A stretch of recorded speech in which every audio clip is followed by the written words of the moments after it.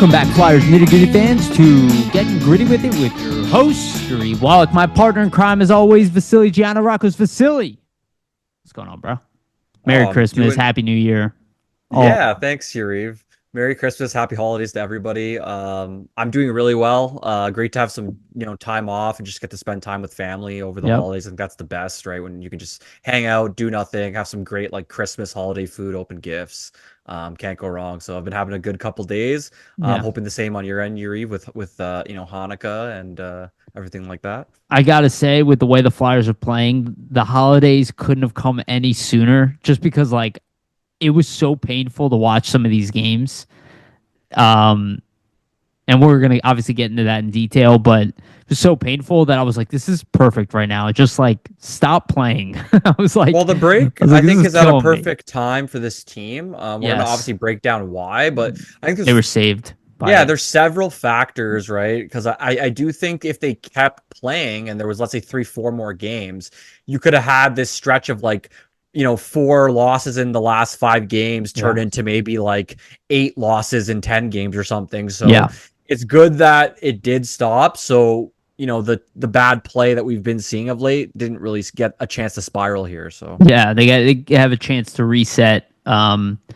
It's tough when you're winning and you're on a hot streak and you stop, but it's better, obviously when you're losing and you get to take a step back and kind of regroup. And there's more than, a handful of players who could probably use the rest. And they need it. They need the mental reset. And I'm very interested to see how they handle coming back, which obviously by the time, well, we're actually recording very early in the day on a Friday, which we don't normally do, but we wanted to wait till after Christmas and Boxing Day. So we're recording on a kind of weird time for us, but when a lot of people listen to this, it'll probably be right before the Ducks game. So the Flyers will be playing the Ducks and then the Kings the following night. So, they're on a road trip too. So it's good. It's like a good reset. And I think everybody kind of needed a break after the loss to the Penguins. That was just like brutal. Like yeah. we never want to lose to the Penguins in general, but then to lose that way to the Penguins, it was just like, I just couldn't wait for the games to stop at that point. I was like, this is Yeah, just painful. I think too, right? Like going down 4-0 like that, then coming back to make it 4-3. You'd rather them get blown out than kind of do that, and come back and kind of give almost like false hope in a sense. And Eh, I don't want to say that I like expected it, but like when they came back 4-3, I was just like, this is eerily similar to the LA Kings game where like they were coming back and there's that one little mistake at the end of the period that really cost them, right? With the yes, goal that with the person five. lets up. Yeah. It was super similar to the LA game. I just think this break is a perfect time because, as we said, especially going into a road trip too, like the team has been a lot better on the road. So maybe it's a chance for them to really regain their footing, kind of get some confidence under the belt because Yeah. it seems like a lot of players have been lacking confidence, especially heading into the break the way the team Yes. has been playing. It's been a mess. All right, let's do the usual spiel and then we'll get into the show. So I just want to remind everybody, please like and subscribe. Hit the notification bell at the top of the video. I think it's at the top still. Whatever, wherever it is. Hit the notification bell to get notified when episodes come out because we throw out random stuff like this on you. It makes it a lot easier to keep track of when our episodes come out. Also, for the audio version, go to Spotify and iTunes. Give us a follow there as well and a rating there as well if you can. Again, these are the best ways to support our show. Also, shouts out to our sponsors, Jim Steaks at 4th and South. Make sure to go get yourself a cheesesteak from Jim's. They have one of the best, if not the best, cheesesteak in Philadelphia. Honestly, right now is probably a great time to get a cheesesteak. And especially as we roll into like the new year and then we get to February, March. March is maybe the perfect month to eat a cheesesteak. It's like just getting warmer. Yeah, go get yourself a cheesesteak from Jim's Yeah, Steaks. get a They're great. Christmas cheese. Get a Christmas I cheesesteak. like Have that. A some holiday. Christmas cheesesteak. Yeah, some holiday. Comfort food, right? Yeah, cheese and cheer. Um, And also shout out to Summit Public Adjusters, 215-752-0560. Use Summit Public Adjusters to be your facilitator between you and your insurance companies. They will help you with your claims. They will make sure you get the best claim possible. Allow them to assist you in the most annoying parts of dealing with insurance claims. Again, that's Summit Public Adjusters, 215-752-0560. And also want to give a brief shout out to our partners, sportspider.com. Guys, if you're tired of searching multiple websites for your sports news, wow, sportspider.com has you covered. They collect the latest articles, videos, and podcasts from around the web and organize them by your favorite team. If you want to stay as up to date on our Philadelphia Flyers or the NHL in general, make sure to check out Sports Spider. Again, the link is in the description, sportspider.com. They are our partners. Our stuff is pinned to the top. Make sure to check them out. All right, let's get into it. So yeah, I guess piece of news. It's already old news, but want to talk about it anyway. So Emil Andre, after having a very successful, I guess, rookie stint, did not last too long and kind of was shockingly sent down to the minors. He has since then played 2 games for the Phantoms. He had 1 assist in those 2 games, I think. Maybe he had no points in those 2 games, but he is at least playing a big role for the Phantoms. They are struggling in their own right at times, though they're doing okay. They kind of like improved and they're up and down. But I think we're all a little surprised to see Andre get sent down. But when I really thought about it, and I might be in the minority, this is one of those things where I looked at it and I looked at the roster situation. And I know they're saying, hey, we don't want to ruin. He's the same age as Jamie Drysdale, right? But the reality is he is waiver exempt. There's nobody else on the roster that is waiver exempt. They don't want to waive Fedotov. They clearly have a goaltending situation. We're going to talk about that too. So it made sense that was the most risk-averse situation. And you don't lose too much because you do allow Andre to continue to play. And he did get to play for the Phantoms. So I'm sure he will get called up at some point this year. Clearly has a very bright future in the NHL. But, obviously people reacted poorly to it, and the results haven't been there either without him, which I think has also helped kind of turn the knife in a lot of people who thought that Emil Andre deserved to stay up with the team. Yeah, I think based on Andre's play, like he definitely deserved to stay up. That's my thought on it. Like I'm a big Andre fan, so personally, Yeah, if it was up to me, I would have probably kept him up. Obviously, it's not up to us, but nonetheless, if only. yeah, nonetheless, I do think Andre, his play did tail off a little bit. I think it coincides with that Olivier hit that he took. That was obviously something that had affected him and impacted him. I don't think he should have been sent down due to his poor play because I do think when you look at a young player, it's probably best for him to work through those struggles at the NHL level, let him kind of work through it, see if he can come out on the other side and improve and kind of get back to that prior play that he was showing on the ice, right? Because when I look at Andre's development so far, they called him up, and well, he not called him up, but he made the team out of camp last season, had a little short stint. They sent him down. This season gets called up, I would say like midway through November abouts, and then gets to play a significant handful of games, struggles, tails off a bit, gets scratched, then gets sent down. It seems like every time he's struggling, they are sending him down to the AHL, and that's kind of the tool that they're using. Sure. Personally, I'd like to see him kind of work through the struggles at the NHL level because where is there best to learn at the level you're going to be playing at and kind of looking to graduate to, right? And kind of see how you can work through those struggles at the highest level of play and competition. But to your point, it's really like a roster management situation that's kind of forced them into this corner. I think if there was an ability to hold an unlimited amount of players, he'd probably be up on the team and they would be rotating him in with like Zamula and Drysdale potentially as kind of like a 3-man maybe rotation or something along those lines. But the fact that you have Fedotov and you're doing your 3 goalie tandem right now, that's really thrown a wrench into things. Also, the fact that they want a forward up for this road trip coming up versus having Johnson. A defenseman. Exactly, right. You already have Johnson as your 7th, so it's kind of hard to be like, let me keep Andre on the team, not have an extra forward for like an extended road trip where there could be a possibility of somebody getting hurt. And then what do you do in that situation? It kind of messes things up even further, right? If somebody did get hurt on the offensive side. So I do think for Andre, it's a tough one because I would have liked to see him stay up. But I think just the nature of it and the nature of kind of where the situation is with the goaltenders has forced them into this. Personally, I don't think Fedotov would get claimed if they were to send him down. But I also don't know what the relationship will turn into if you do send him down. And I think people have failed to mention that. With these goaltenders that have played in the KHL, it's clearly possible that he might not want to report to the AHL. We don't really know what Right. the conversation is, right? He might say, "Hey, if you're sending me down, I won't go." Who knows what Yeah. the I'm not I don't want to speculate and put words into Fedotov's mouth, but we just don't know what the circumstances are. And we all see what's happening with Kolosov where he doesn't want to play in the AHL. So in my mind, I think there's a real chance that that could be a situation too, and they're just not really, kind of putting that out there into the media because obviously you wouldn't want to blow that out of proportion.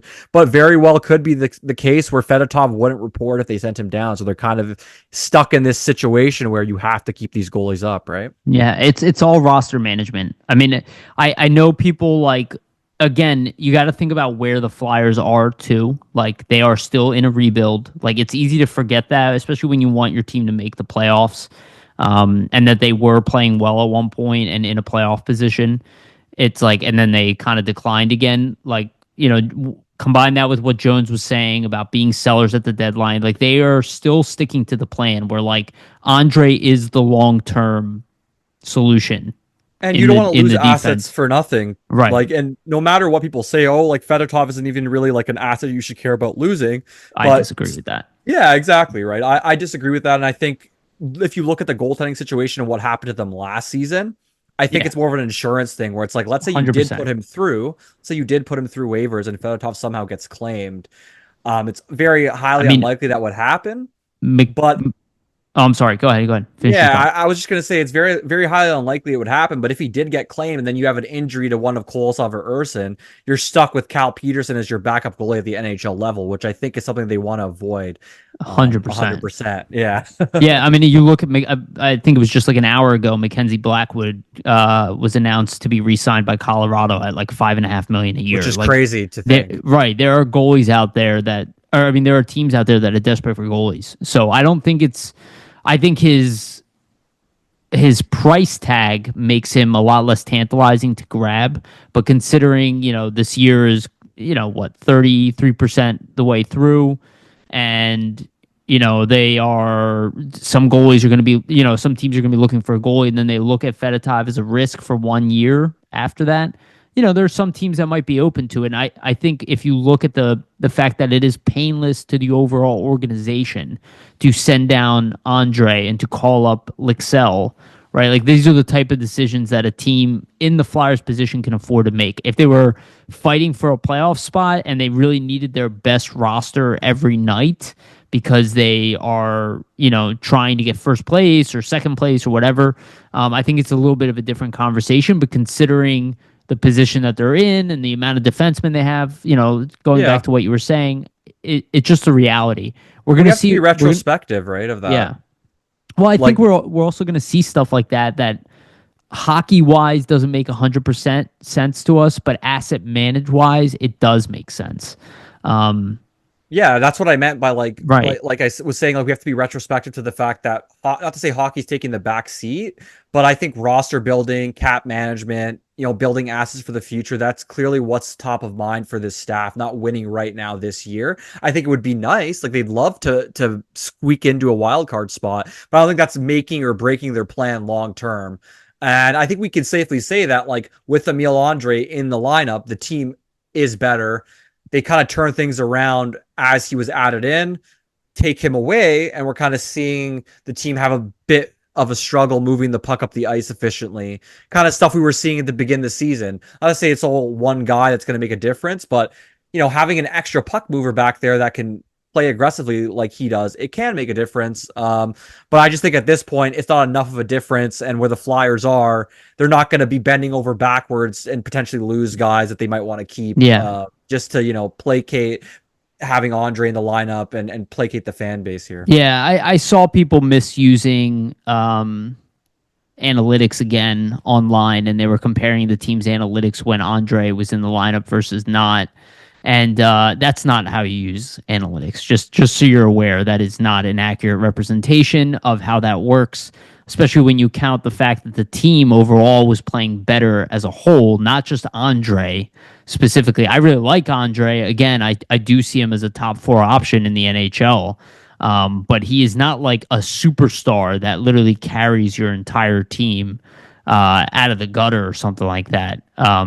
He's a good young player with high upside.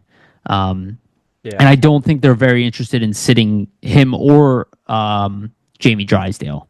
Like I think both of them are pretty important investments, and they can't waive Jamie Drysdale, right? Even I though he's think the that's same what's age. tough. I think that's what's Yeah. tough. Just they have Zamula and that are kind of similar molds. And it's just like, well, we can't waive Zamula, he'll get claimed. Well, Obviously they're not gonna waive Zamula, Drysdale. yeah, So no, I agree. And Zamula is 2 years older.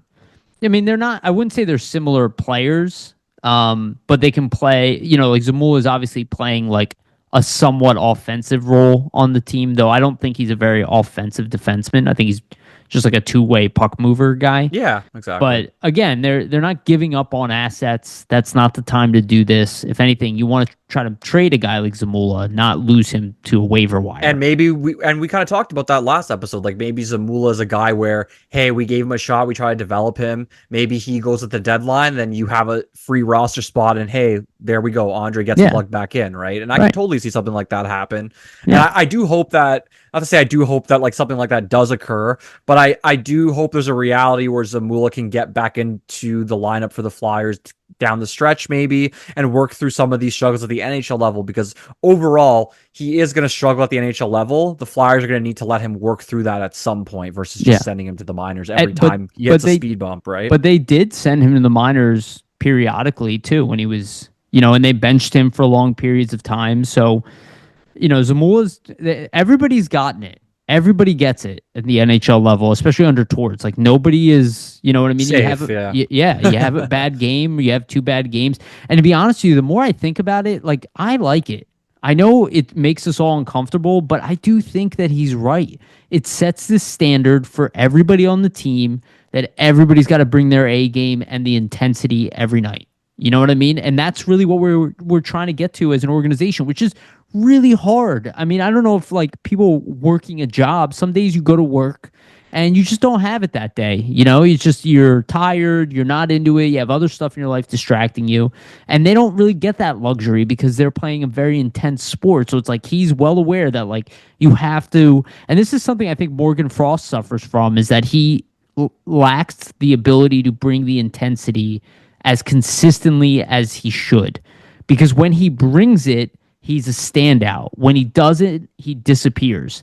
And it's like, I don't know when it's going to happen for him. I think it will happen for him in his career. Again, that's why I don't believe this 22, 23-year-old peak nonsense. I think it's a maturity that comes in where these guys can like learn to brush off everything in their life and learn, and get really into the zone. It's the same reason why when you ask Tortorella about games, he doesn't remember the last one and he's not focused on the one beyond that one, because it's all about just being in that moment. And In the it's really moment, hard to yeah. do. It's very difficult to do. It's hard to be consistent as a professional athlete at the highest level in Yeah. general. But yeah, I totally agree that I think even for Andre and any young player, right? Like there's always a certain consistency level that you're going to need to meet to be an everyday regular in the NHL, like a baseline where it's like, this is what we can expect from you at your worst. Well, I Yeah. think there is still certain guys on the Flyers that they're trying to figure out what that baseline of consistency really is, right? Totally. Yes. I think that's actually excellent. What you just said. Spot on.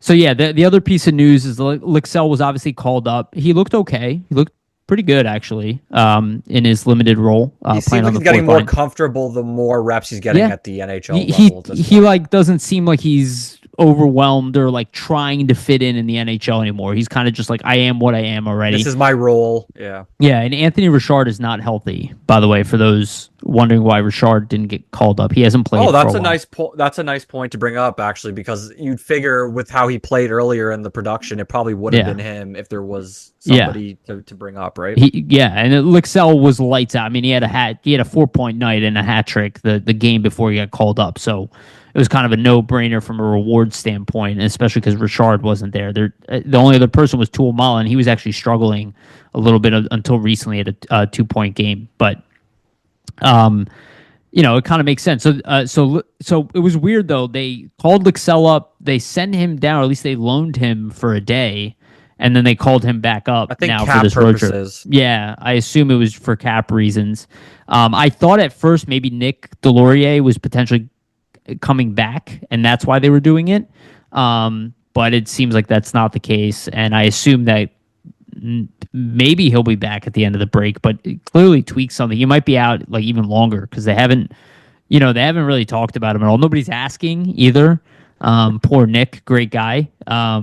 Nobody's really asking when he can come back, but there are nights probably recently where we probably could have used like the other night against the Pens, where maybe we could have used a Nick Delorier to like go in there and just punch somebody in the face, to get people it can be a riled up. spark at certain points, right? Right. Like the physicality can be a spark.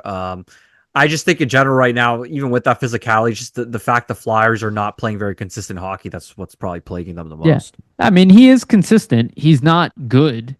Like he's not a great hockey player in any sense. Like he doesn't do anything on the ice. He's good at his role. Right. He is reliable. Like defensively, he's reliable. He doesn't like make a bunch of mistakes. He doesn't get beat in his own zone. And that's where like he's not a net negative, but he also plays like 7 minutes a night. So, he's really Not a there make or break, really. just for the physical and intimidation factor. So, so Lixell will be traveling with the team.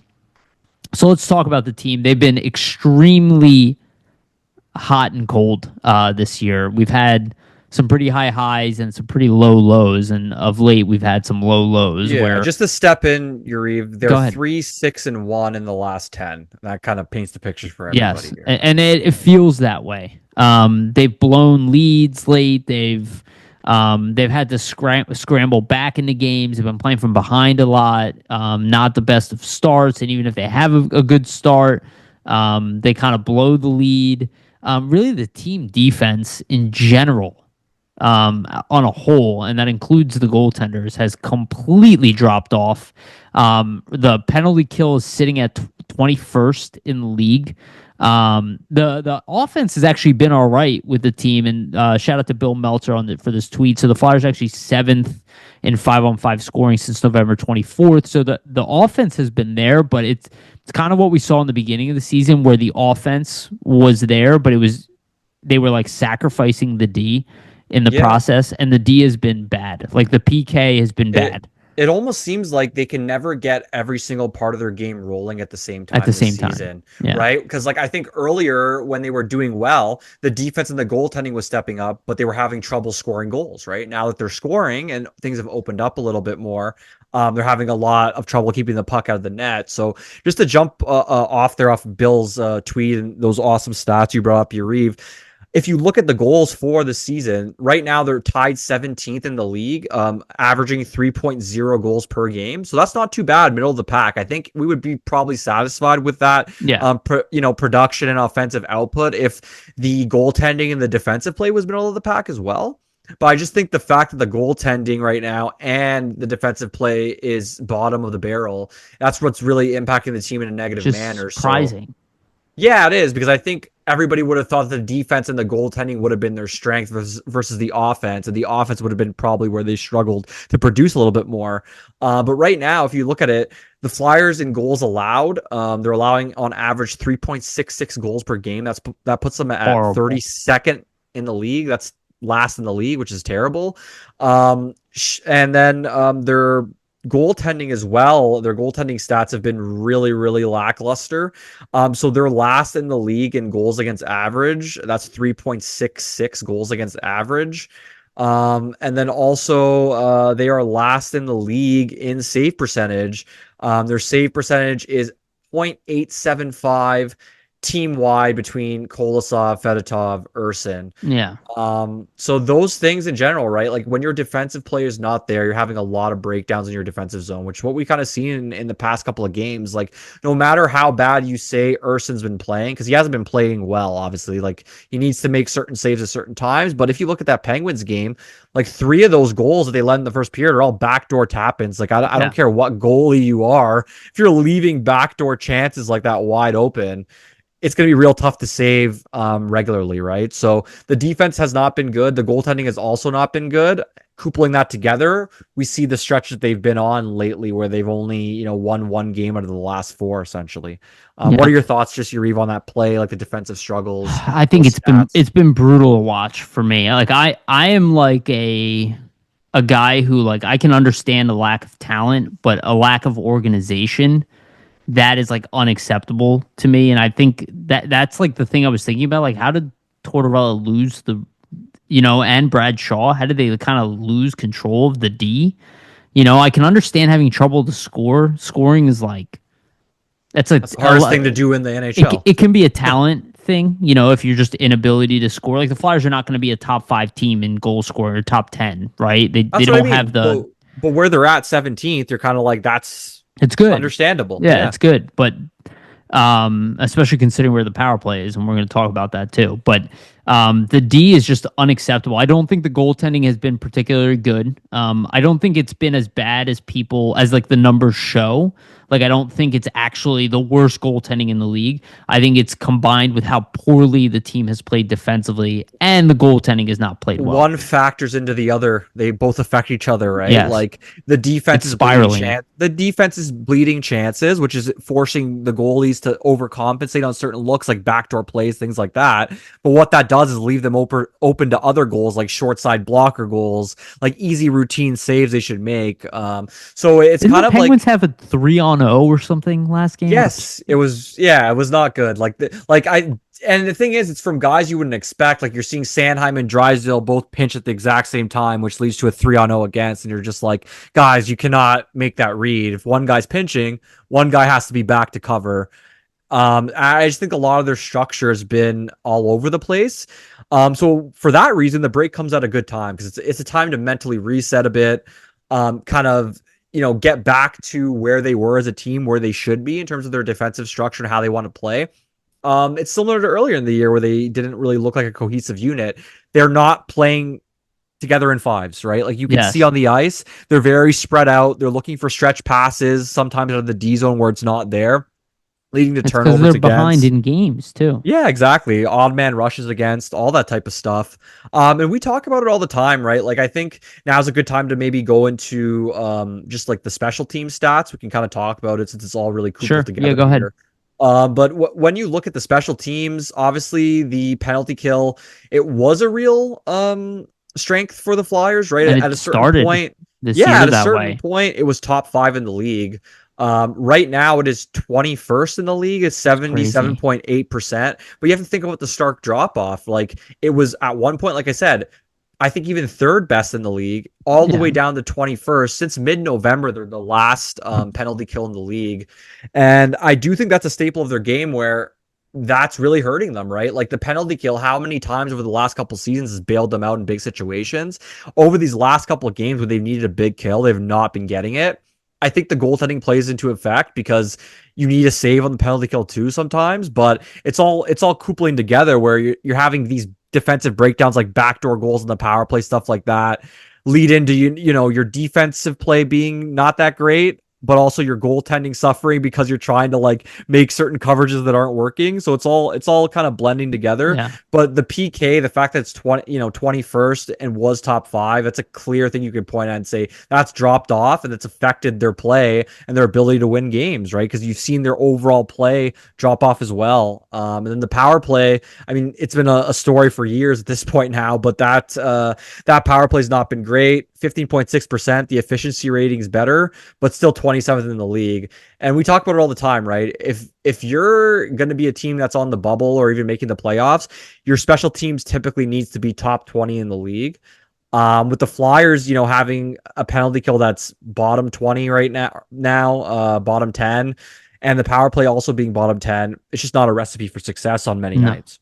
No. And the power play now, it hasn't dropped off like completely off a cliff because they're the best they've been, I think, is 20th, right? Yeah, exactly. Like, so now they're at 27th, but they were hovering like around 20%, and they've dropped like what, 4 or 5 percentage points already. So, and that's completely dried up, and it looks that way again. And again, I hate picking on Rocky Thompson. I'm not a big fan because I do think he is a smart guy. It's hard for me to say he's a bad coach. But the reality is that like he's not the guy to fix this. This is The the fourth schemes aren't season. working. Yeah, like, and the progress is not there, and it's not a talent issue. I do not buy that for a second. You have one of the best offensive players in the world in TK on this power play. You have Owen Tippett, who should be a good power play performer. You obviously have Matvey Michkov. You have Sanheim. You have York. You have Drysdale. You have puck moving defensemen. The recipe to be a middle of the road power play is there, like Oh, on definitely. paper. So the fact that it's consistently like dropping off and might continue to drop off to be, one of the bottom two in the league again or the worst in the league. I don't know. I don't know what they do with Rocky Well, Thompson, dude, and like we'll, just we'll look at talk about that at the end of the Columbus's year. But still, Columbus's power play, for example, 19th in the league. Like, did the Flyers have less talent than no, they Columbus to have be more. 19th in the league? That's what's frustrating, I think, right? When you see these other teams that they could be outproducing, like even San Jose's power plays 22nd in the league. Like the Flyers on paper should be able to outproduce a team like that on the power plays. So to me, it goes back to your point where there's some sort of strategy, the way they're preparing this. There must be some sort of disconnect, right? Because we've Well, seen it it's for looked years at this sloppy, point. and they're not Yeah. even really getting chances that often, which is also like they haven't been getting a ton of power play time either of late, which I think also quells in the fact that they're not playing well. Like they're not keeping their feet moving. They're not playing as aggressively as they should in Not drawing situations. penalties. Yeah. Right. So like all of this is kind of combining into this like shitstorm of bad play, which they have looked bad. Like they have not looked good. Even the Yeah. games that they won, like the game that they beat Columbus, like they should have walked home with that game, and they gave up 2 goals like in the final minute of the game. And it's like, come on. That's what a sloppy team does. A Right. disorganized team Yeah. does. That's It a bothers sign of me. it. No, I agree. And I think too, even if you go back to the penalty kill, like I think their penalty kill has looked disorganized too. Like typically they're trying to stand people up at the blue line, be aggressive. And I think some of the reads that they've been making has kind of been unorganized in a sense where they're being over aggressive and it's opening up other chances where they usually would make that read in a specific way where it doesn't open a chance up like that. So I just think the special teams for them, like if their power play is going to be bottom of the barrel, their PK at least needs to be top 15 to kind of keep them in the mix here with the wild card. Like they still have obviously a chance, like they still are in the wild card mix. But for them to continue to stay and hover around that area, not completely fall off a cliff, the PK is going to have to get back to where it was, or the power play is going to have to significantly improve here leading into this road trip. So we'll see what I'd argue happens. both of them need to improve, but Yeah. for them to But make we've the seen we've playoffs. seen the penalty kill do it before, where it's like we haven't seen the power play do it Right. really for an extended period of time. So I Yeah. have more faith that the PK and Bradshaw, who's run a really good PK for multiple seasons, can get it back on track because they have had a pretty good track record over the last 2 seasons here with the Yeah. penalty kill. So we'll see if they can get back on track. But it's something me and you have talked about for years on this podcast, right? Special teams, when that's in the dumpster and your goaltending is bad, combine that together, you're spinning up a recipe for an underperforming team, and that's what the Flyers have been these last couple of weeks, right? Like the goaltending is real bad. As we went over the stats, it's bottom in the barrel, goals against average and save percentage. And the penalty kill is bottom 10. And we've seen the Flyers underperform these last 10 games or so. And these have been the reasons why, right? Like goaltending super important in the NHL. We talked about it all offseason. If the Flyers didn't get, we said, right, at least league average goaltending, it's going to really impact their ability to compete. And right now they are not getting league average goaltending No, they're whatsoever. not. No, it's been bad of late, and Do you think we should get into the goaltending here, Yariv? Speaking of that. um. Yeah, you want to touch on goaltending first before Yeah, we might as talk about the well. point leaders. Okay, so yeah, so goaltending has not been good. I actually think Kolosov has been the best goaltender of late. He has. Yeah, by the numbers and by the eye test, which is not good because he's the youngest of the three. I mean, it's promising that Kolosov is showing NHL upside, but he's not necessarily like ready to be starter in the league or anything like that. No. But yeah, none of the three have been good. I think Ersson started off really strong, especially in preseason and the early part of the season, and then since that injury, just hasn't been the same. And the fact the Flyers haven't been playing well in front of him has probably hurt his ability to come back and build his game back Yeah. up. And the question is like, is Fedotov going to get a game here because of the way the goaltending has looked? I wouldn't be surprised. Again, Tortorella's got the next man up mentality. He pulled Ersson in the last game. So I wouldn't be shocked if Kolosov gets a start in here. I could actually see Ersson and Kolosov still being the goalies of this weekend. But we'll see how that goes. Like I can see maybe Kolosov playing against the Ducks and Ersson playing against the Kings. Um, I'm not sure exactly, but the Flyers really need to win both of these games. At the very least, they need to win the game against the Ducks, which we know is going to be a very contentious game. It's not going to be in Philly. Um, Yeah. it's going to be in Anaheim, But but both obviously, teams will be fired up for that just based on the yeah, circumstances. yes, and the whole Cutter Gauthier situation. But I don't think the goaltending has been very good this year. We've had spurts of it being good, but it hasn't been consistent. And Yeah. combine that again with what we were saying, the teams Well, play. It's like it's been kind of brutal to watch. I think the only time the goaltending's been good is essentially right before Urson got hurt, right? He had a little bit of a run there where he had a shutout. He had like a couple performances where it was like 950 plus save percentage. And then after that, he got hurt, and it's kind of been a real tough time for him to regain that form and find his game again. And to your point, right, the team hasn't been playing the best, but you have to assume that he makes some more saves than he has been because there's been some uncharacteristic goals he's let in, like some weaker goals from distance that you typically wouldn't see Urson, let in. So it is a little bit concerning. But I do think one thing to note with Urson, he's still a real young goalie. Like the sample size is so small for him at this point in terms of being an NHL goalie. So I do think there has to be a little bit of leeway that you give him because he's really still developing. Like he's only 25. You really don't see goaltenders come into the league until that age. Like at this point in the NHL, he's only played 80 games. So it's still very, very early in his career. But you do want to see him playing better. So I think there is a concern there. Like if you look at if you look at his December stats, Urson, right? First off, I'm going to go through all the goalie stats.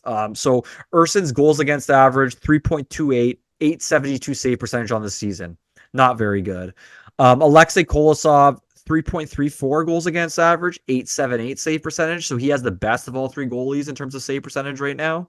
And then Ivan Fedotov, 3.49 goals against average and an 877 save percentage. So he even has a better save percentage than Urson, albeit a lot less games played. But I just think nobody would have expected that with the way he started off the season, which is kind of nuts to think about.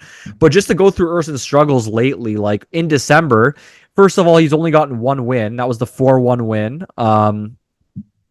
And or not no he's got two wins, 5-3 win, then 5-4 win. Sorry about that, I was looking at Kolosov stats. But in the month of December, in the 6 games, he's never actually had any game over an 857 save percentage. So that just speaks to the struggles that he's had here.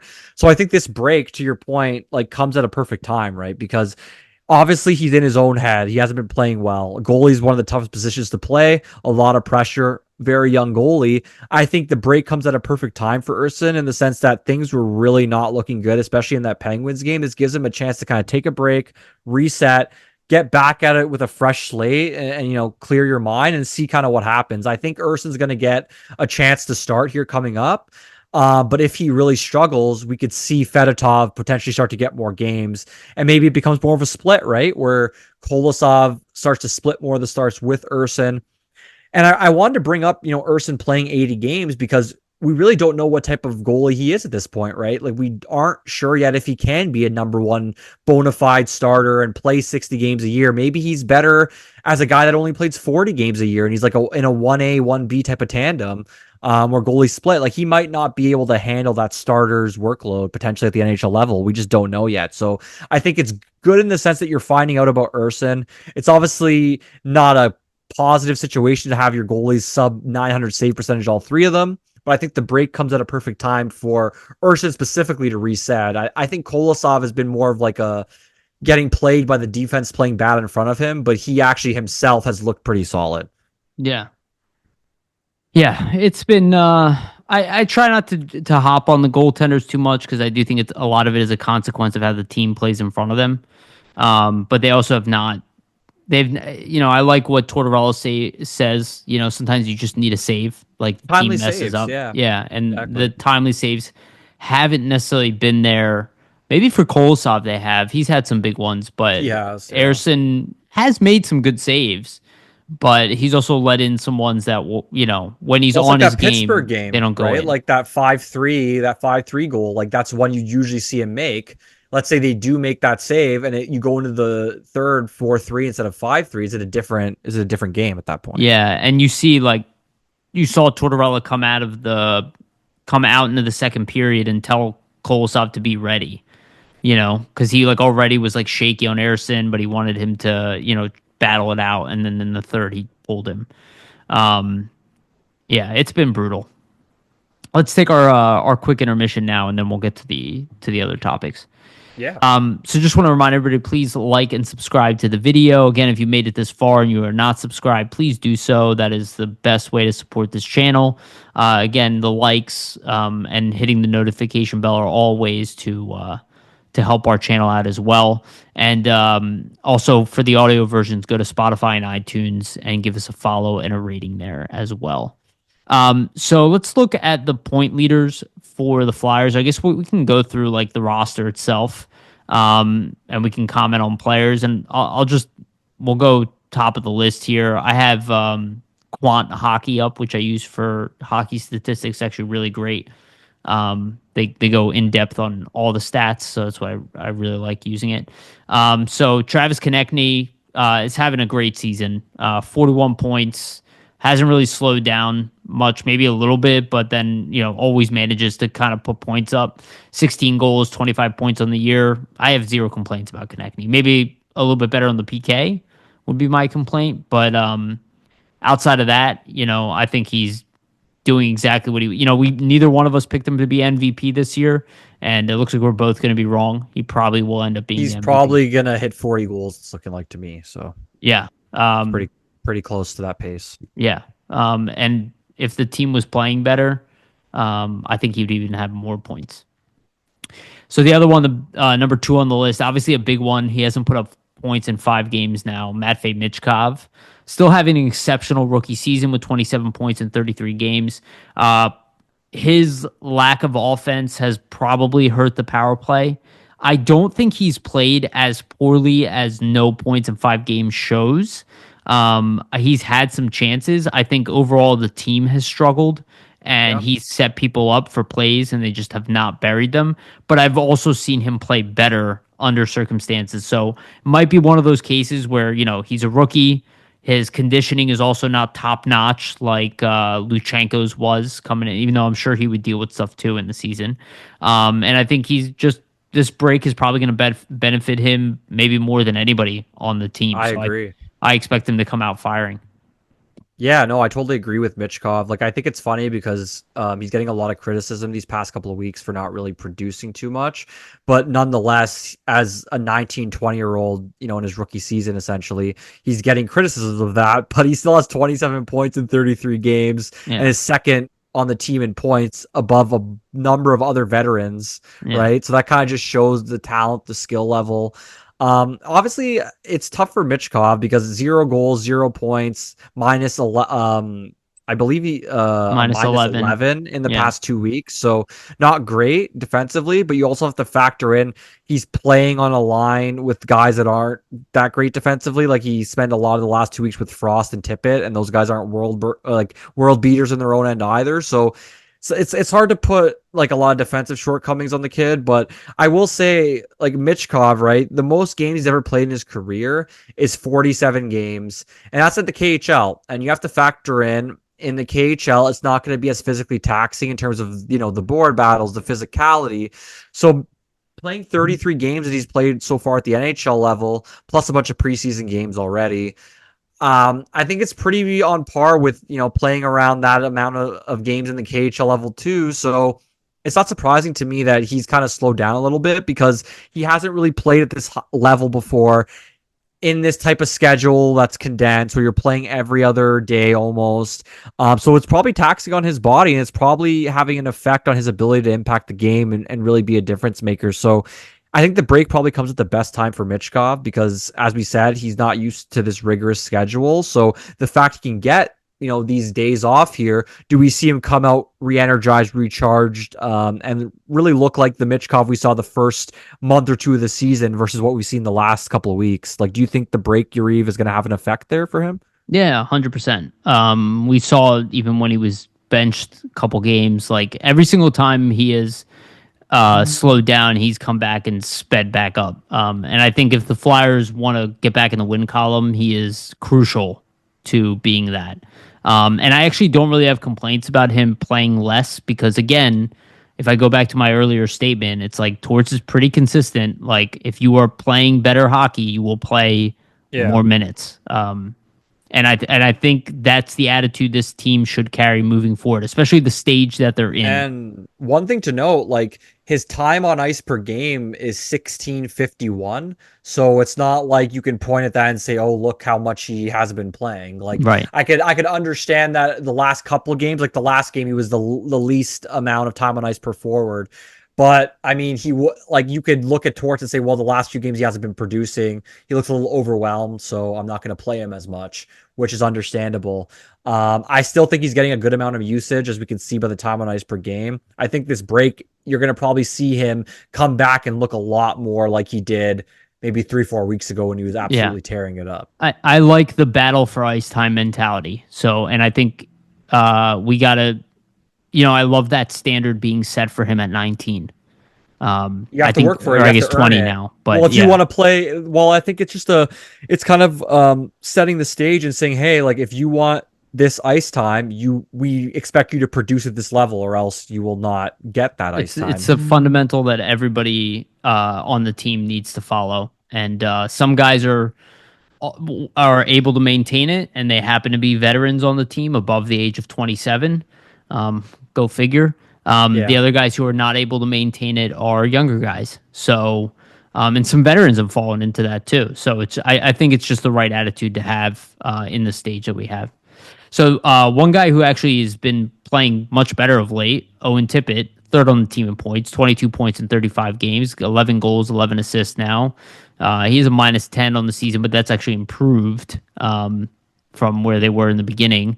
I think Owen Tippett has looked much more like Owen Tippett of the past, and he's not one of the complaints. And I think it's partially why the Flyers offense has been doing better is because it's not been just Michkov and Konechny now, is that Tippett has turned it on. We talked about that all year, that he's been a crucial Some guy. more of the depth is coming through, right? Yeah, and there's another guy that we'll talk about a little bit down the list here. So it's like those projection numbers we were looking at the beginning of the season where I was like, yeah, none of that is going to be accurate. And there's a guy who definitely falls under that, who already surpassed the projected point totals based off the beginning of the season. We'll get to that later. And then Travis Sanheim, 20 points in 35 games, 6 goals, 14 assists. I mean, maybe he's the MVP of the team, to be honest with you. He just looks great. I know, like, Konechny, yeah. Yeah, but like every game, like even the games that the Flyers aren't playing well, or maybe he's not even having his best game, like he's just everywhere. He is just like Tortorella was saying, like he's just always moving forward. Like He's taking his game to another level, right? Like he's playing against the top offensive lines against the other teams on a nightly basis. That wasn't something that he typically was doing earlier in his career, but he's adapted and has been able to adjust.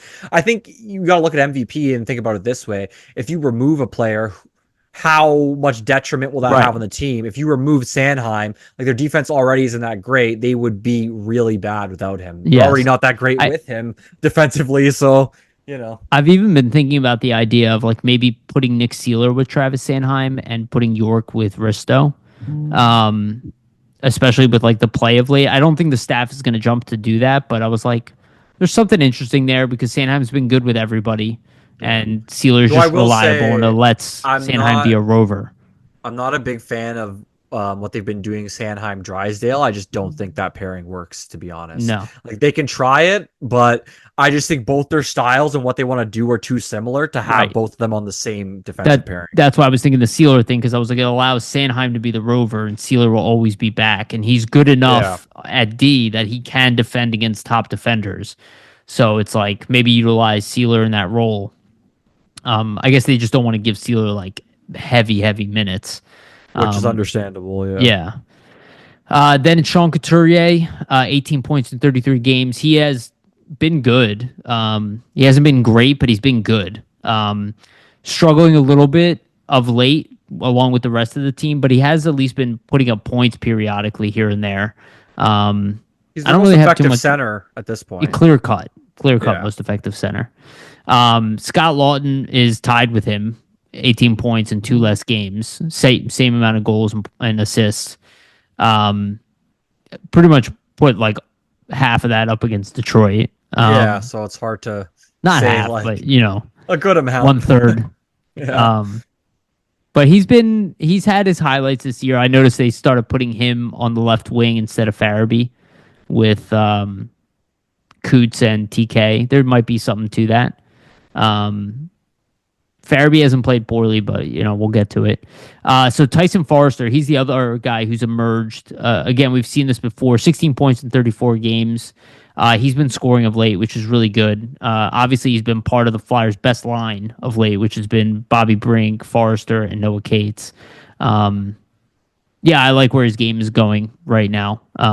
The team is not playing well, but Forrester is, so that's You have to good. keep that line together. It's been their best line. I think to have some success, you keep that line together. Ideally, try to find another line that's working for you offensively.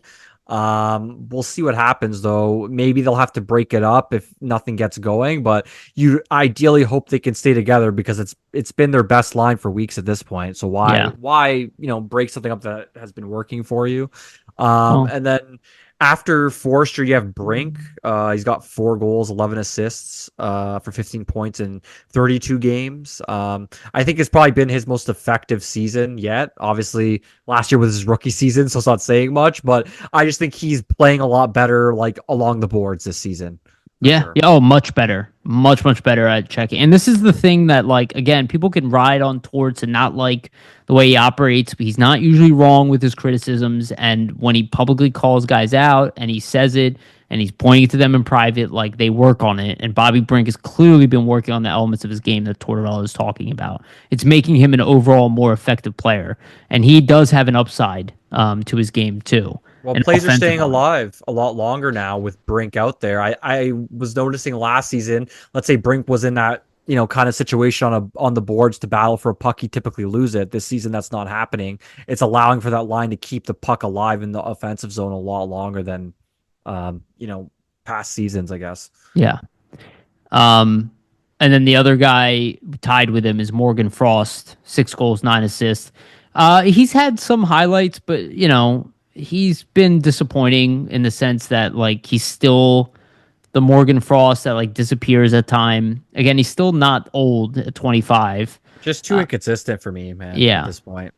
he's definitely inconsistent. Well, I just think you have him playing next to Mitchkov for so long. In certain stretches, you just want to see more out of him offensively, but you're just not getting it. Yeah, I don't see the Mitchkov Frost connection, which is kind of a caveat to what you were saying about mixing up the lines. I do Yeah. see a connection with Frost and Tippett, but not so much Mitchkov. It doesn't seem to work as consistently as people. The best chemistry Mitchkov has is with Travis Konechny, Yeah, unfortunately. and Couturier as Yeah, the center as well. But it's just strange to me because you think their skill sets would play off each other, and that's where you look at Frost and the consistency and the urgency, and you're just like, Frost should be the guy trying to really make this work because he should know that, like, I have this talented winger. This is where I can really cement myself on this roster for years to come if I have a big season, and he's still not stepping and it's a up. contract year for him too. Yeah, and that's what I mean. To see that, like, it just makes you wonder sometimes, not to say that the guy's not motivated or anything, but it just makes you wonder about the consistency level and just the sense that, like, is he ever gonna find that at the NHL level where what he's gonna bring for you on a night-to-night basis? Because at this point, I have no idea what he's gonna bring on a night-to-night basis. He's Hundred either percent. up here scoring 2 goals or he's invisible and he's not making any plays in the game that really stands out to you. And with his skill set and with where they are at in terms of their center depth, he needs to be more of a factor on a Yeah, night to night. 100%. Next is Noah Cates, who's probably over the stretch been the Flyers' best player. Best center too, yeah, him and Yeah, Couturier. he is. I love Noah Cates. I love that he's like silencing people because he's been scoring now and he's driving play. And I just don't see the Flyers ever getting rid of this guy. To be honest with you, I think he's like Perfect the third new line the new center. Scott Lawton, like a Yeah. lifer here. He actually, when you talk about breaking up that line, he's actually a guy I'm interested in Mitchkov playing with. Um, Now I don't know who the left wing on that line would be, but um, there's something about the calming presence of Noah Cates and how many board battles he wins, and Again, he's got the best plus minus on the team. by a All that makes large sense to me. margin. Yeah, Yeah, like all that makes sense to me. He was a plus 10 at one point he's too. plus So seven now. yeah, now So he's plus 7. So um, keep doing what you're doing. No Kates. Like that's all I gotta say. He's gotten much better at face-offs too. Like he's hovering at 50% now rather than being like 45%, um, which is a good sign. Then there's Joel Farabee, who has played well, but his production has just completely disappeared. Um, and that's pretty disappointing. Um, it's tough with Farabee because I believe in him. He's still young. He's 24 years old. I thought this was going to be his breakout year, and it's kind of been like the opposite. Offensively, he's regressed. He's played well though. Like his numbers do not indicate how well he's played. He's just been snake bit, and it's kind of just continued. and Um, unlucky in certain senses. Like I see his stats, like obviously 4 goals, 8 assists, 12 points, 35 games. You'd hope that's higher because he's been playing with Couturier and Konechny for a fair amount now. And I think he's actually factored into a lot of goals being created, and a lot of chances for Konechny, but he just doesn't end up getting that secondary assist. But he's like back in the defensive zone, making some play on the neutral in the like on the boards in the neutral yeah. zone, and it ends up sparking the play offensively, and they score, but he doesn't get a point for it. There's been a lot of situations like that. I just think for him, like he seems snake bitten, like around the net whenever he has like an open net or something, like he's flubbing it. For me, I think it has to be a confidence issue because the talent, I think, to create chances and drive play is there. He just hasn't finished well. And what else is jumping out for me for Farabee is he's minus 15. And that's why I don't really like plus minus a lot because like it doesn't always tell the whole story because I can't remember him being that bad defensively to be the Well, worst minus player on the team right now. yeah, and even with the Mitchkov, he's a minus 11, but I don't think he's particularly been like terrible defensively. Like he's not to blame for those goals that happened. Yeah, he just happens to be on the ice sometimes when it's Yes, in the back of the net, yeah, unfortunately. and I do want Um, to do one more, and that's sure, yeah. Cam York. He's got 7 points in 21 games. That is actually a 30-point pace, close Yeah, to 30-point pace he on the year. hasn't been bad. I mean, other than the last week or so when he's kind of come back here. But Yeah, I will say this. I think it's time to start putting Cam York on the second unit power play. He's a much better offensive defenseman than Zamula, much better. yeah. I think the coaching staff is ignoring that factor. I'm not sure exactly why. They're not giving him like 25 minutes a night this year. And that's why I was like, well, maybe you separate him and Sanheim and you'll give him that ice time on the power play. I don't think it's going to be like Well, night and day, get them out of 27th overnight.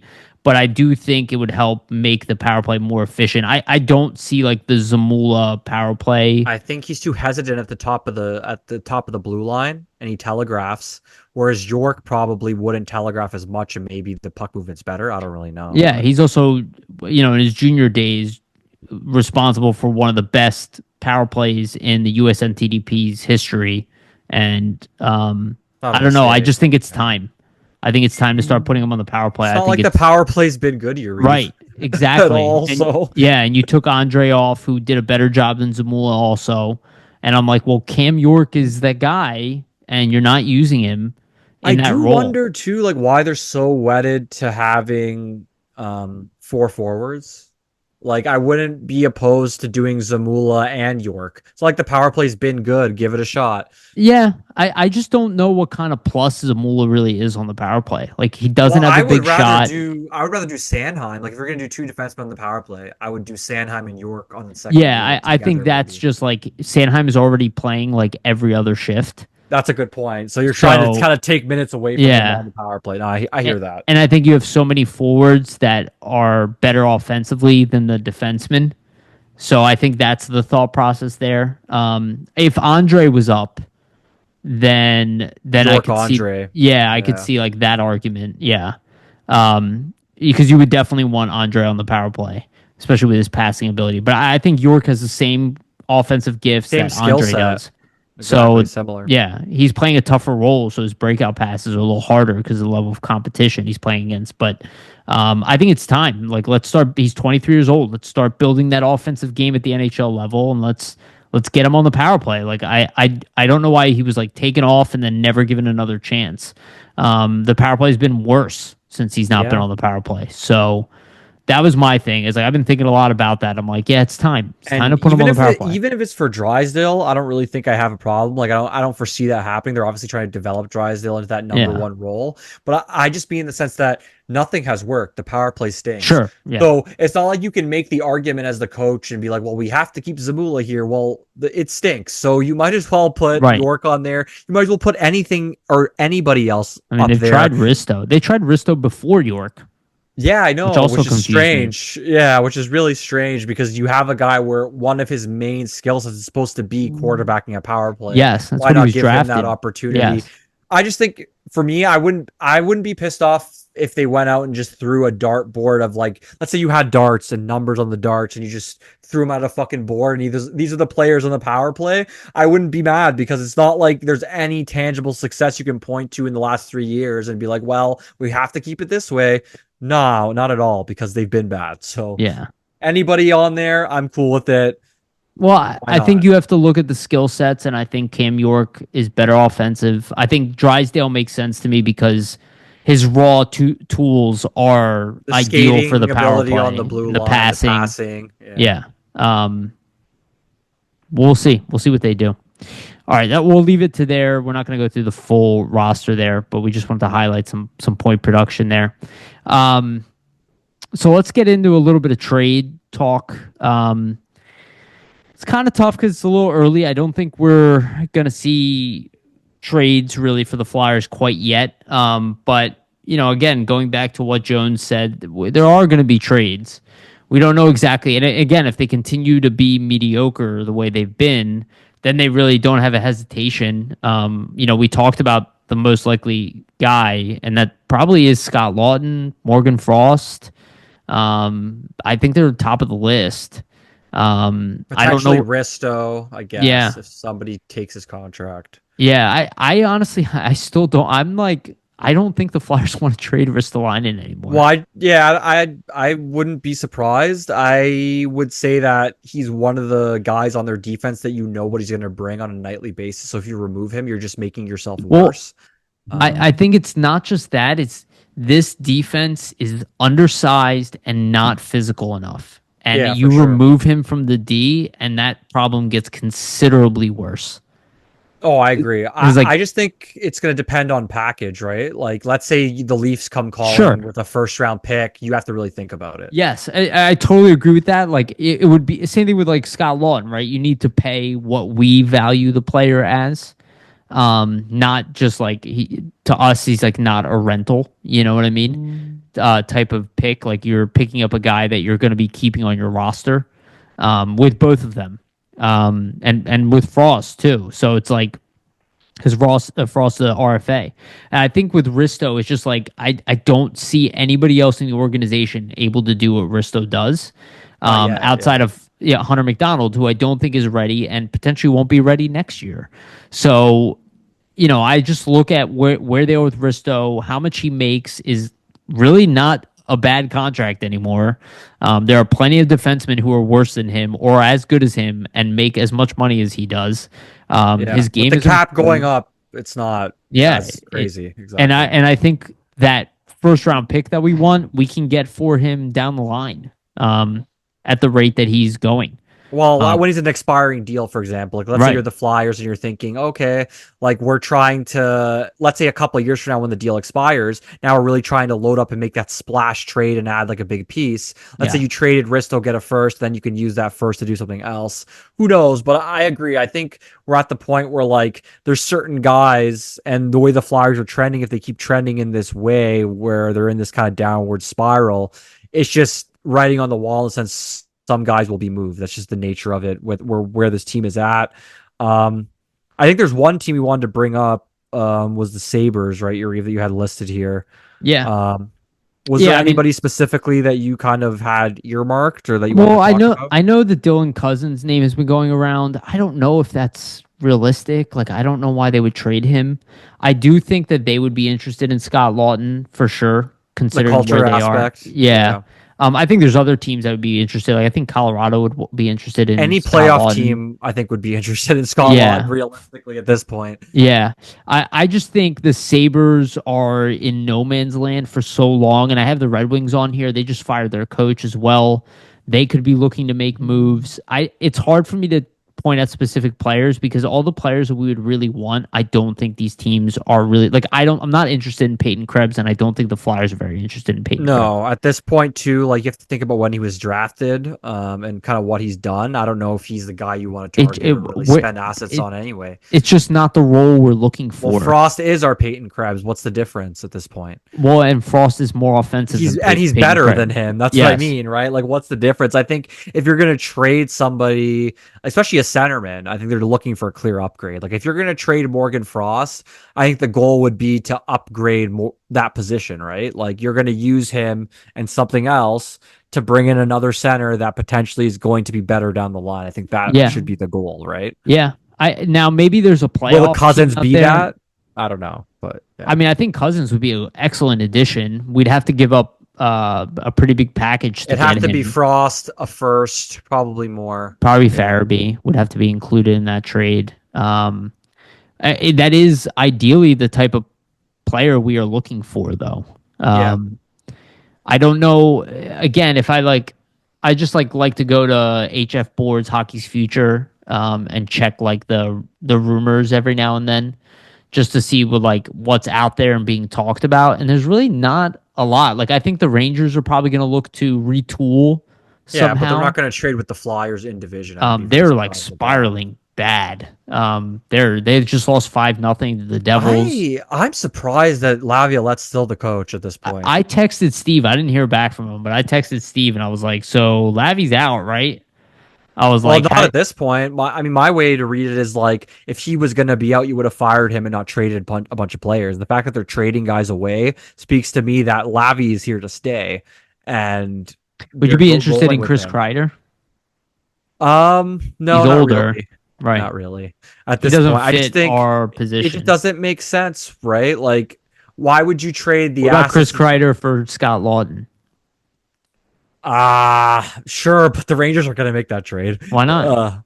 Because they wouldn't. They just wouldn't make the trade. I mean, like, How many points does Chris Kreider have this year? He's way better offensively. Lawton's never Of had a course. 30-goal season ever. If the Rangers He made had a that trade, 50-goal season. yeah, if the Rangers made that trade, they're fucking idiots. Like, Well, they did just sorry move to say. Kako for absolutely nothing. Yeah, but he's a bust. So sorry, I mean, guys. he's having a better season than Morgan Frost, and he's younger. I know, but I just And they mean got nothing for him. relative to where they picked him, he's a bust, right? Like, Right this year, Chris Kreider has 12 points in 30 games. He's He's not 33 been years good. old. he's not been good. -4. He's got 11 goals and 1 assist. I just think, yeah, like he's 33. He's probably not coming to the Flyers. Let's be honest. Anybody on the Rangers isn't going to come to the Flyers. There's no way these That's teams are also trading true. with That's- each other that's also personally. But I just think, like, if you're the Flyers, don't waste assets on a guy that's 33 plus. Like, you want to be getting a guy that's, Dylan Cousins' age, 23 years old, fits the timeline of this team. Firstly, the position that you need. He's a winger. The Flyers, any trade the Flyers are making here, at least in my opinion, it's got to either be for a defenseman, a young defenseman that you're projecting that could be like top 4 for you. That makes sense to me, I guess. Mhm. Or a center. Like if you're wasting assets on any forward that is not a center, unless it's like a 50-goal winger or something, like, I don't know. It just doesn't make sense from a roster building perspective, right? Like your center depth is so bad. You need to use the assets you have, the abundance of wingers you have to turn that into a centerman at some point. I mean, Marco Rossi is my ideal. I just don't think the Wild are interested to move him. What about somebody like Michael Rasmussen from Detroit, who is 25? He's got 12 points on the year. He's 6'6". I think that's like a guy that you'd swap with the Frost and be like, right. That's exactly what I was thinking. Your player's not performing. My player's not performing. They're kind of in the same sphere. Let's swap them. Let's see what happens. Even though they do have Dylan Larkin, who's like a better version. Yeah. I'd be interested in a guy like Joe Veleno, even though he's also underperformed. He's 24 years old. He doesn't have many points on the year. I just think for the Flyers at this point, like no trade of any significance is going to happen in season, most I likely. don't think so Especially either. for, What I was saying especially, last week. well, yeah, but especially for a younger player. Like, I mean, they're going to sell guys off. Like, they're going to sell certain guys at the deadline for picks, like whatever, or try to, anyways.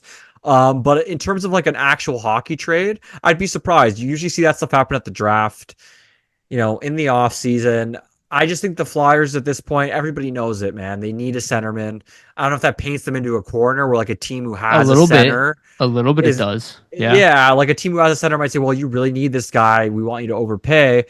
I just think though, like you're best served waiting because who knows who might be available once the offseason comes around. Once certain teams lose in the postseason, they might be fed up.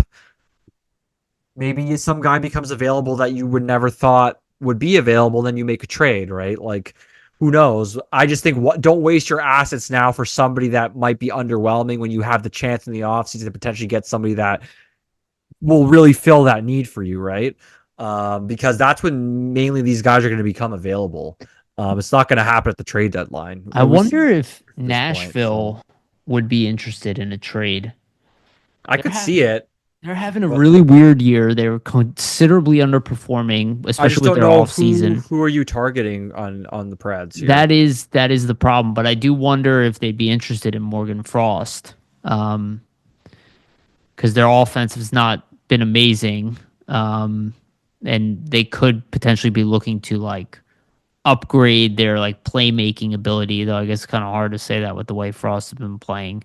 I'm just like looking at rosters, and I don't know what really is available for the Flyers like in season.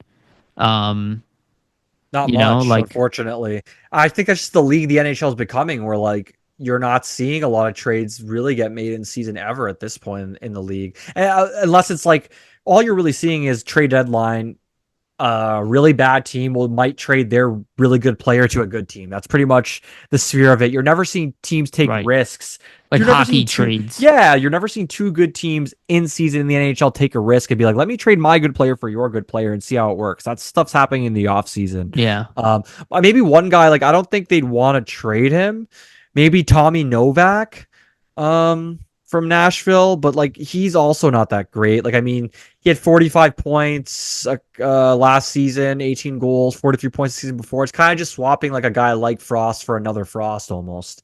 Two yeah. centers, one guy's 27, one guy's 26. Like I will say if a guy like Dylan Cousins is available, which I do question question, if yeah, that's even real, um, that is a guy I probably would covet, and I think it's somebody the Flyers would covet. Again, agreed. former seventh overall pick. He's having a down year. He's got a big contract, That's the which is only part of the risk, problem. right? That's the only Yeah, risk, and that's maybe where Buffalo thinks to themselves. Maybe they think and know something about him or about his character because I knew they had a bad offseason. When I saw them do that Skinner deal, I was like, what? Why? yeah, a little weird. Like the thing for Cousins that I guess is concerning is that he had a 68 point season 2 seasons ago, and now he's gone from a 68 point season to a 47-point season. 17 points now in 35 games. Like I think he probably still will finish with 20 goals. Like he'll probably get close to that. But to Hmm. see him drop off there is not encouraging. He's also a young player. We have to remember development's not linear. I think if he becomes available, the Flyers will jump at it and maybe be in the mix because they need a center. I just don't know if Buffalo will trade him because look at Buffalo's perspective. They traded Jack Eichel. Look at how did that work out for them? They traded Sam Reinhart. How did that work out for them? So I think they're probably hesitant because they're like, are we giving away another guy that's going to go somewhere and blow up, but is not doing it here? I don't know, right? But that's Yeah, the I type mean, of guy they're going to look for. Him, or Marco Rossi. Like you want a young center that's going to fit where the Flyers are going here, maybe mid 20s, something like that, right? yeah, I mean the option I think, which I don't think they'd be interested in moving these guys, but obviously like Columbus, they are like young guy wise pretty deep at center. With Cole Sillinger, Kent Johnson, Adam Fantilli, they obviously have Johnson would Sean be the Monahan. interesting one for me, I think. Right, exactly. A guy like Kent Johnson. Again, it wouldn't be cheap to get him. Um, And he's underperformed a lot with Columbus so yeah. far. I mean, he's So got 20 points on the year. in 20. I just mean like last season. I think they were expecting more out of him. Like He's since he's been drafted, he's a point per game this year, that's pretty good. Yeah. So that's what I mean. They might so not they're want to probably move not that. moving him. Yeah. So Unless you're maybe really Cole overpaying. Sillinger. Yeah. The other team that I think could be of interest is really Ottawa, who's kind of like middling consistently. And they obviously the Shane Pinto rumors were up there. I mean, he's got 9 points in 26 games. He's not lighting the world on fire, but maybe there's still a deal there. Um, you know, Josh Norris is an injury prone guy. I don't know. I don't know if I'd want Uh, to spend the assets on him considering right. the contract at this point because Yeah. it's gonna Ridley cost to Gregg. get him. Yeah. Ridley Gregg is a guy that the Flyers probably like, considering his connection I just wonder at this point, like, with is the the scout. Flyers' best opportunity to fill this hole at center? Like, is it Is- really through trade right now, or is the best way for them to fill the hole is use the picks they have to move up in the draft and get the center that you really want, that you think is going to be a number one center? Like, because it, like, I mean, it's looking like their pick could be top 10, top 12 here, and if you have 3 first-round picks, you might be able to Well, trade into the top and five, and right? that's the one thing I do want to point out. You know, we complain so much that we want things to go a certain way, but sometimes, like my cousin was, I was talking to him, and he lives in Israel, and we were talking about that contentious thing. And the one thing he said to me, which I think applies to everything, and not to get, this is not to get political, it's just, you know, sometimes you have to wait till the end of the story, you know, and if you look at how the Flyers got Mitch Cobb, like so many people complained that we ended up with the seventh pick, and it ended up being the best place we could have fallen. Like we ended up getting, you know, arguably the second or maybe even the best player from that draft, right? And it came at the seventh spot. So it's like, it's almost like, let the season play out, let things happen and fall as they should, and let the Flyers be prepared, because luck is when opportunity meets preparation. Yeah. And as long as they're prepared, and we talked about it at nauseum already, is that the Flyers built insurance into this season that And if they yeah, collapse, they're ready for it, right?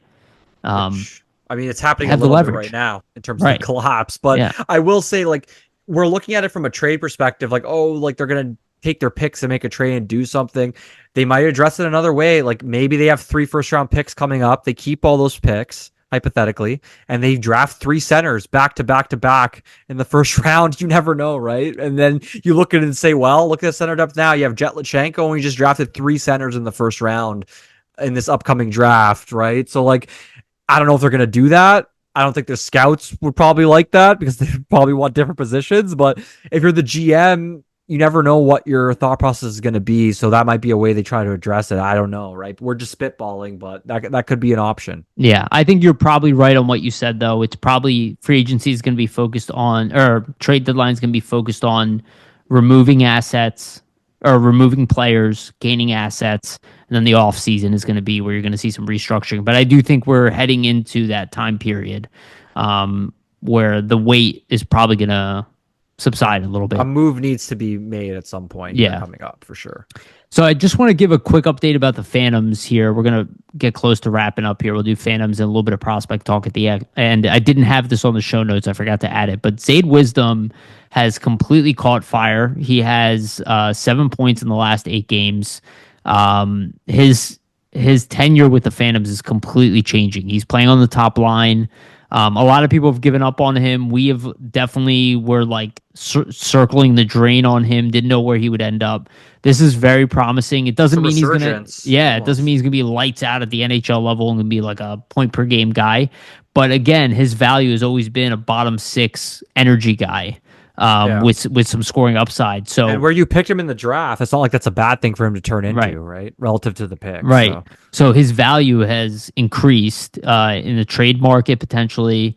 But it's nice to see. I think he deserves a shout out for just catching fire, and he's passed a lot of the other young guys that he was grouped with, kind of back to where he was within the organization a little bit here.